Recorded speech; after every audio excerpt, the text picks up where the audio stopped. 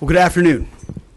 I'm honored to stand right here today alongside one of America's finest, Admiral Brad Cooper, Commander of U.S. Central Command. We just had a chance to spend a couple of hours together, better part of 2 hours, going through the entirety of this operation, Operation Epic Fury. And Admiral, I want to thank you for everything you do and your incredible leadership, for your dynamic thinking, the way you're attacking this problem set on every level.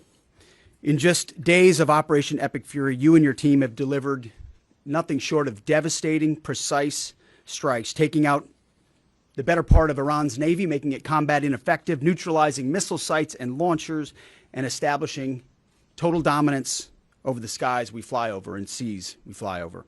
Our forces are executing with unmatched skill, and the mission is advancing decisively. This is the kind of no-nonsense, results-driven warfighting that America demands. And you're delivering it in spades. You are the man for this moment.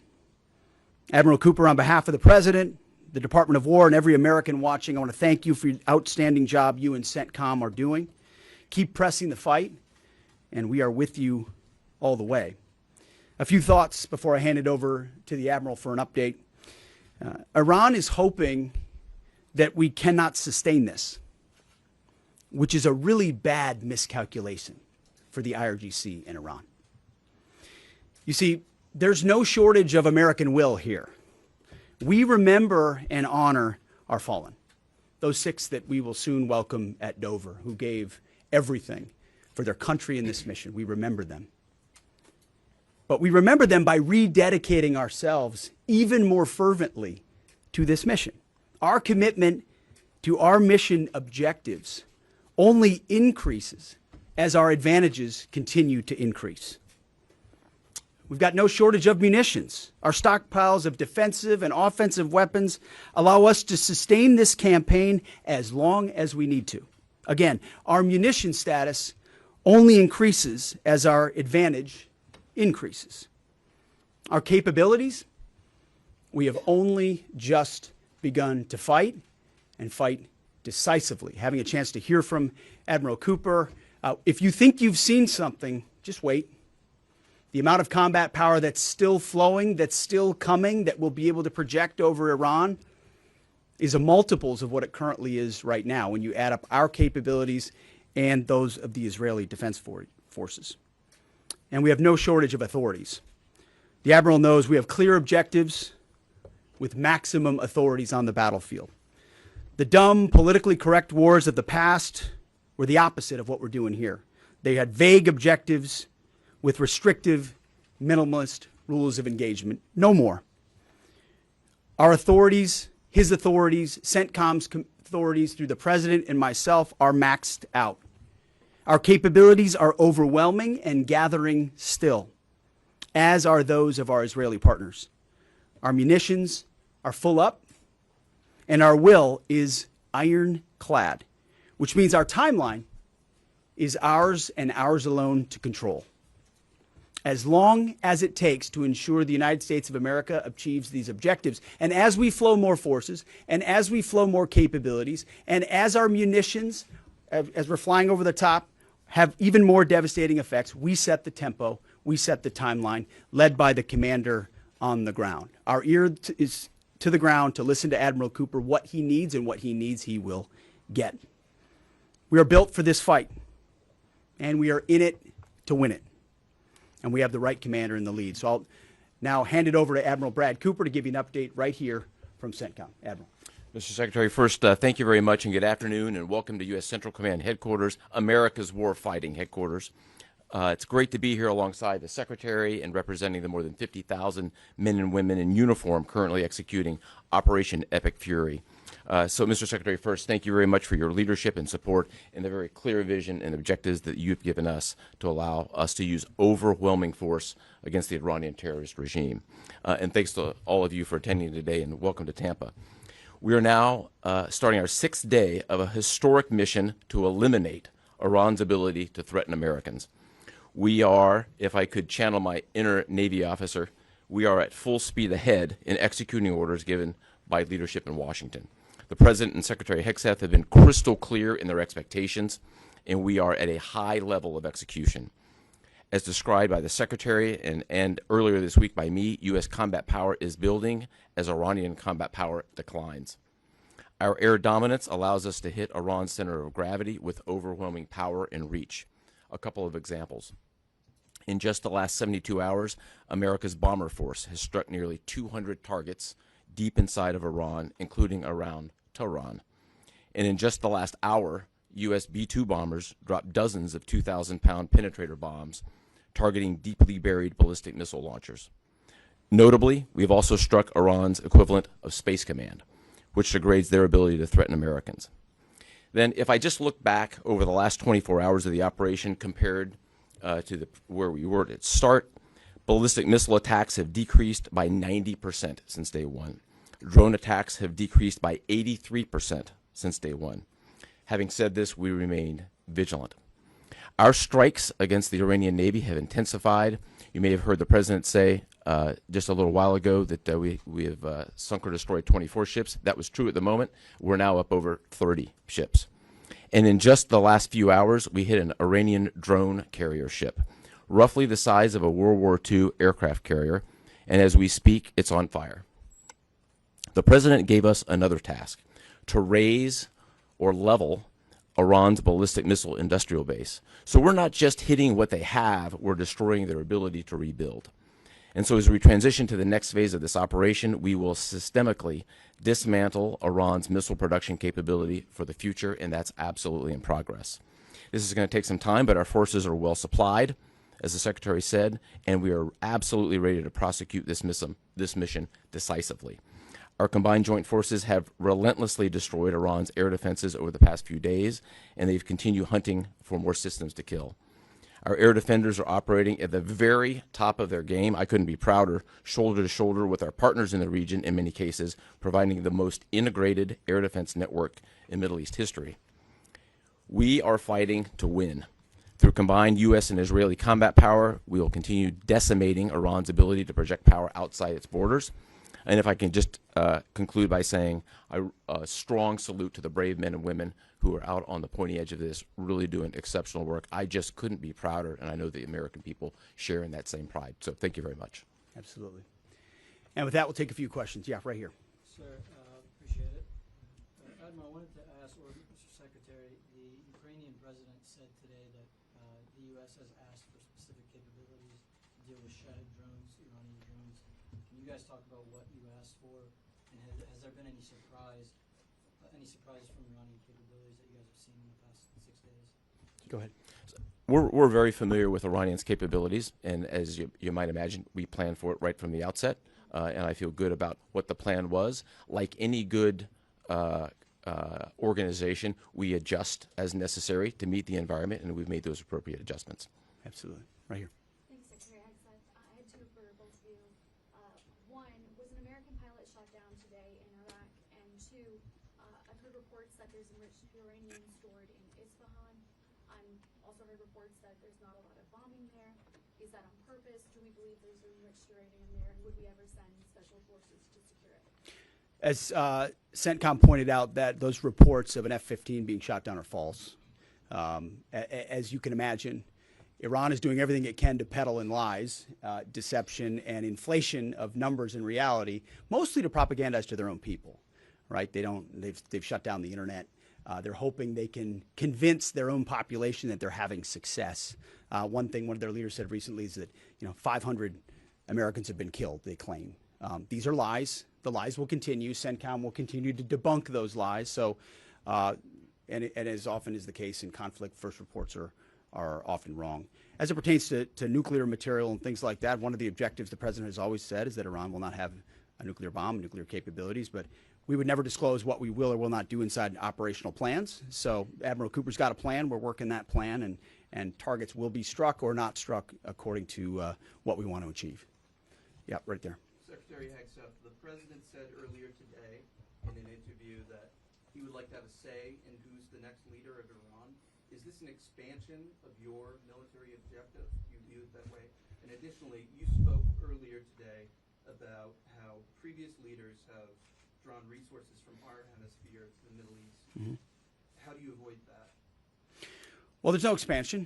Ultimately, I think the president's having a heck of a say in who runs Iran, given the ongoing operation we have. So there's no expansion in our objectives. We know exactly what we're trying to achieve. I think today's a great example of what this War Department is capable of doing.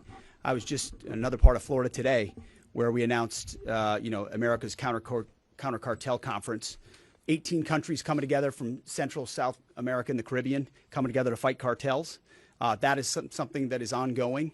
We're focused there. We're focused in the Indo-Pacific. We can mass combat power in Sentcom. UCOM is able to support that as well. So we know we're laser focused on our hemisphere and our homeland. That's why we locked down the border. That's why we're working with partners to take on cartels. That's why we're sinking drug boats. That's why we're on the offense there. But the beautiful things about combatant commands is that, Brad Cooper's laser focused on Central Command, just like Frank Donovan is laser focused on Southern Command. We can do both. That's what a global power can do. Ultimately, this issue of Iran's nuclear pursuit and their unwillingness through negotiations to stop it was something President Trump has said for a long time needs to be dealt with. And after 47 years, he's doing something that no other president was willing to do. And we're doing it overwhelmingly, and we're doing it decisively, while also in other parts of the globe having the desired effects. I mean, take, for example, what we displayed yesterday, the Iranian ship in the Indian Ocean, sunk by Indo-PACOM, another combatant command, who coordinated with us in order to make that happen. So America's reach is global.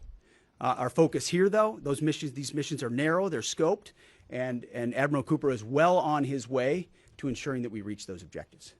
Right here, yes, sir. Both condolences the troops killed.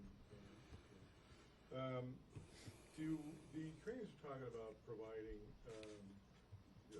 low-cost interceptors, given their experience. Is that something that the Pentagon is looking for? And Admiral Cooper, can you walk us through a little bit about how effective the Lucas drones have been, what kind of targets they've hit, and how much that's helped, given that they're low-cost alternative to a more expensive helium? Go ahead.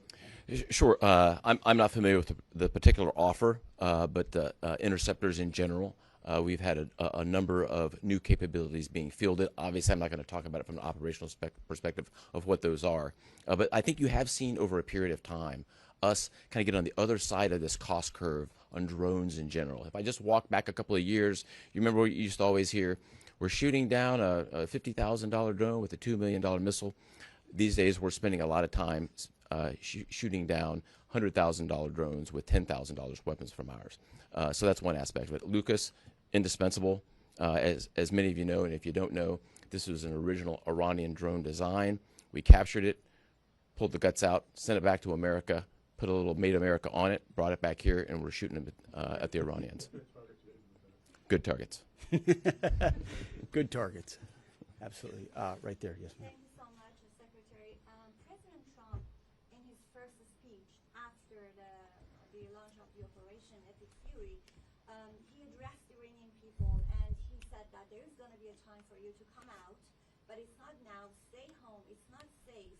I want to know if there is a timeline for that you're going to urge Iranian people to come out, how that is going to play out, and how are you going to protect the protesters? You know that they're going to be shot probably, as we witnessed in January. That's what happened. How are you going to protect and support the protesters? And Admiral, I have one question for you. How are you going to minimize the civilian harms? We have a lot of evidence that the besieged units, IRGC commanders, they are now gathering in schools, in hospitals, in purely residential areas because their headquarters are bombarded, they are ruined, of course. So how are you going to protect the civilians while you're attacking the IRGC people part? Thank you. I would just say on the protests, obviously the Iranian people showed a lot of courage in those protests, and we saw the Iranian regime was revealed for what it is in the way they reacted to that. The world saw that. No one's done more than President Trump to reopen the opportunity for those who want a free Iran to do so. Ultimately, it's common sense, as he said up front. Don't go out and protest while bombs are dropping inside Tehran and elsewhere. So there will come a moment where he determines, or they determine, that it's the time to seize that advantage. But there's a lot of things we're doing and the Israeli military is doing targeting those individuals who are targeting those who protest. The more you do that and you erode their will and you erode their capabilities, the more you create an opportunity for people to boldly stand up. Yeah, I would just reinforce the point. We're targeting the people. We're targeting the headquarters and the people who are targeting the protesters. First and foremost. I'd also just double down on the president's comments that he previously made to the people. Stay in your homes, keep things calm. Stay out of the way. There's a lot of U.S. and Israeli capacity coming over. We're hitting a lot of targets. The best thing for them to do for right now is just to lay low. Right here. Thank you, Mr. Secretary. One common outcome of American military action in the past has been taking in thousands of refugees into the American homeland, and I'm wondering if there's any safeguards put in place to make sure that the American people aren't having to have another wave of refugees from the Middle East or anywhere else come and stay here. I think it's safe to say there's no plan for a wave of new Middle Eastern refugees to the United States of America. I think, as the president has pointed out for a long time, there are a lot of countries in the region who would be capable of providing that kind of support if need be, but that's certainly not something we're planning on. Yep, back there. Yep. Yes, sir. Michael in Washington Times. I wanted to ask, I know semper gumby is always a truism in the military. Did the British decision to refuse Diego Garcia have any impact on the mission itself? Did you have to adjust, or were you able to just completely, go with the mission without any worries? Well, as the president stated, it was unfortunate that that the Brits didn't, from day one, say, "Hey, go ahead and have access." But we got there. We got there, and that's now part of the way that we're operationalizing bomber runs. And it's part of when we say more to come. It's more fighter squadrons, it's more capabilities, it's more defensive capabilities, and it's more bomber pulses more frequently. The amount of firepower over Iran and over Tehran is about to surge dramatically. And part of it is that we're going to have even more basing. And it's not just the UK. We've had other friends step up, and we're grateful for that. Maybe one more right here. Yeah, the Azeri president earlier today basically authorized his Minister of Defense to begin preparing troops for some type of retaliatory action after the airport strike. As the Department of War and Sentcom is working on deconflicting with the Azeri if they were to move in or attempt something in retaliation. I'm sure there are plans, and I'll let the Admiral speak to that. But that does allow me to kind of address this idea that the war might be expanding, or there's chaos, and nothing could be further from the truth. If anything, what Iran is doing by targeting allied countries that would otherwise want to stay out of this, they've actually pulled them into the American orbit. So now you've got UAE and Qatar and Bahrain and Saudi and Kuwait and others saying, "Hey, we're with you. We'll shoot with you. We'll fly with you. We'll defend with you. We'll allow you more basing and other opportunities," a lot of which we can't talk about and won't talk about. But it's actually firming up the unity of the resistance in order to focus exactly where we need to. So this idea that it's expanding or going, no, it's actually simplifying in a number of ways exactly what we need to achieve and how we'll achieve it. I don't know if anything want to add to that. I won't get ahead of policy in terms of what we might do. What I will point out is this is now the 12th country that Iran has attacked. 12 countries, and it goes right back to the Secretary's point. Those 12 countries are none too happy, and I look forward to working with all the partners who are willing to join us in this. And I would just close by saying, Mr. Secretary, one more question. Sure. What is your message to Americans who are concerned about security here at home with the change-up that we're going to see at the Department of Homeland Security? Well, I think Kristi Noem did an excellent job over there securing our border and keeping us focused on threats, and President making a change. We all serve at the pleasure of the President. I'm sure Mark Wayne Mullen will do a fantastic job. He's been a friend of mine for a long time. But Kristi did a great job setting us up for success. So I don't have any concerns about whether or not the homeland will be covered down on. And I'll just end by saying I wish every American could get a chance to see what we see. I had a chance to go into the control room, into the Tactical Operations Center, go see these young men and women that are doing this, the dedication that they show at every level, the way they've refined their craft. I was talking to a young colonel who's iterating on how we target, and how we find and fix different aspects of what the Iranians are trying to do. If they don't know what they're up against, and if they think they've got it solved for, they're wrong. And ultimately, the combination of our ingenuity, the skill, the professionalism, the discipline, and then the sheer weight of the capabilities of the U.S. military, what you're going to see may look routine. It may start to be like, oh, another boat. Oh, another launcher. Oh, another drone facility. What it takes to do this with the precision that we do is world-class. No one else can do it. And it's world-class Americans. Like the ones I saw here, like the ones that are coming home that we're going to greet home, that are the engine of what makes our country great. And so I'm so grateful for folks like those here at CENTCOM, at Central Command, who are under your command. Thank you for your decisive leadership. And all I'll say to you is what I say to them, keep going. Because the President and myself, we have your back. Thank you, Admiral. Appreciate it. Thanks very much. Thank you all. How is this operation to ensure Iran never gets nuclear weapons?